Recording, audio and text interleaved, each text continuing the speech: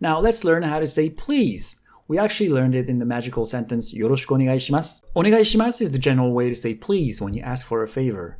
Onegai shimasu, onegai shimasu. Again, in a casual setting, just drop shimasu to only keep onegai, onegai, onegai. If you want to request an action or a specific object, you'll ask the object in question followed by Kudasai, Kudasai, Kudasai. So for example, if you want to ask for water, you would say Omizu kudasai, Omizu kudasai, Omizu kudasai. O is the honorific prefix and mizu means water. In a casual context, replace kudasai by Choudai. So if you want to say give me rice or give me a bowl of rice, you'll say Gohan Choudai, Gohan Choudai. Here again, the go in front of gohan is honorific, so by now you can tell that there is respect towards things like food in Japan. It's good to know that part of the culture, and it goes without saying that you shouldn't be playing with your food. This brings me to the next phrase, which is Itadakimasu, Itadakimasu, Itadakimasu.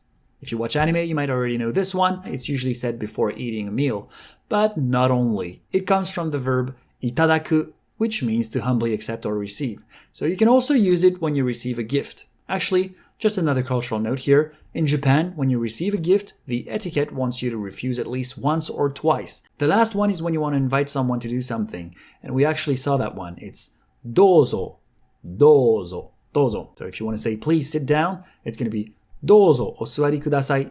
Douzo osuari kudasai. Douzo osuari kudasai. So again, the honorific prefix o followed by suari, which means sitting, and you notice that the sentence ends with kudasai. So to recap the different ways to say please, onegai shimasu or onegai, kudasai, choudai, douzo.